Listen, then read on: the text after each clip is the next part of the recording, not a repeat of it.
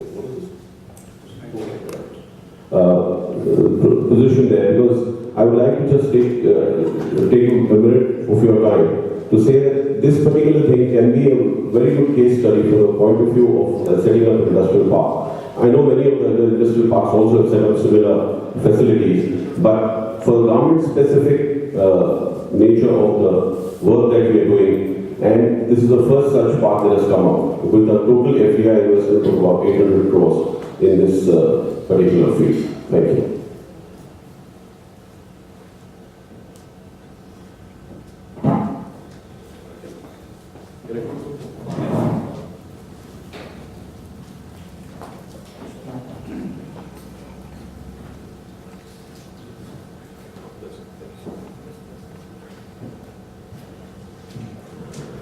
Now, Brandix is set up by a Sri Lankan group, which is a leading apparel company in Sri Lanka, which has got about investments of about close to 4,200 crores and also employs about 42,000 employees. And in India, we call it Brandix India Apparel City, which is a 1,000-acre facility with really world-class infrastructure and exports about 200 million USD per annum. Plus, we employ about, right now, of course, the figure given here is 14,000, but we have since then added a new unit, and we are today employing over 15,000 people, with 85% of our employees being women.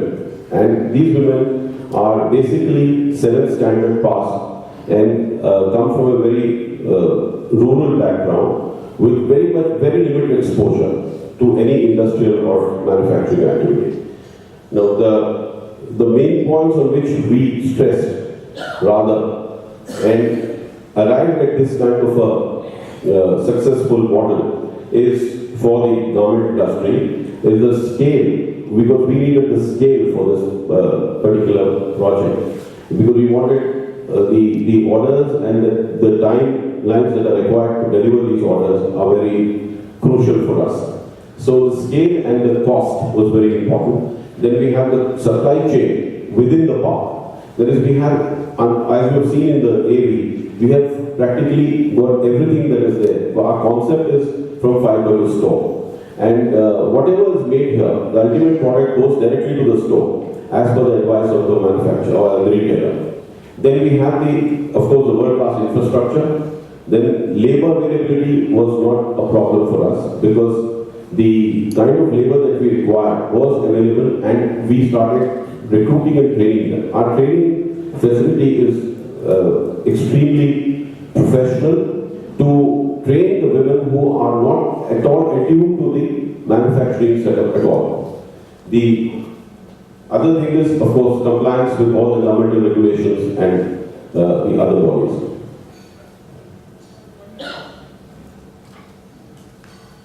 Then we have, of course, I have spoken about it, we have created an integrated cluster there, and we have talked about lead time, which is very low from all perspectives. We supply within 30 days to the United States, and that is one thing from the time the order is placed. So that is one thing which we have been able to maintain here.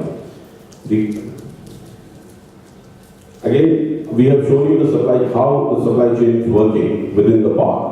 What are all the units that we have there, that they are interdependent on each other, and we have a and which saves not only cost but also the time taken, the lead times taken for the raw material to be available and the ultimate product to be shipped. The infrastructure is something which is really being done with a lot of care for the environment and also for the garment industry requirement. We have a water treatment plant because garments need treated water. Then we have an effluent treatment plant, which is of a very high standard. We treat all the effluents that come out of our factories with and yet take them to the level which is much lower than the prescribed pollution control board level also, before it is discharged into the sea. We have marine outfall, and when it is discharged to the sea, the normal problem is that we find is marine life should not get affected. So we have very strict compliance standards on this. In fact, we can't even discharge the effluents into the sea unless the pollution control board comes and opens the pipeline. Otherwise, we can't even discharge that into the sea. And of course, the power station and the other infrastructure that is available, like the hostels and living facilities, make it a very self-contained township. We have a very large labor pool around. In fact, we operate our transport to about 40 kilometers radius of our park to pick up the employees and come. And this one aspect which has really helped us here is the women folk who are working with us. They haven't got exposed, number one, and it is an advantage also to a certain extent to us because they don't have to unlearn something which they were doing. It is a direct training, and our training facilities are excellent. We train them for about 6 to 8 weeks before we put on the job. And a couple of examples are there that most of the women have been promoted and made supervisors here, though they come from a very limited educational sort of background. And one lady who had joined when the park started operations in 2008, that lady is today our training executive who teaches. So this is something, an opportunity that was given to transform the society around. Once the opportunity is given to the people, how they have developed, it's itself a case study in nature. Now, this labor pool is still, we have a very large labor pool where we can expand further, maybe go up to 80 kilometers or something and get them. So as we go along, we are getting more investment inquiries, and one of the major advantages for any investor who comes here and who is examining our park or thinking of investing in the park is the attraction is for him the labor pool and the very low attrition rates that we have had so far. Of course, we have taken a lot of green initiatives and created a very balanced environment, green environment there. And these are there on the slide for you to see. And we have ensured that the layout, the development, the roof structure, the buildings, everything are environmental friendly, which save not only power, but also have minimum impact, negative impact on the ecology.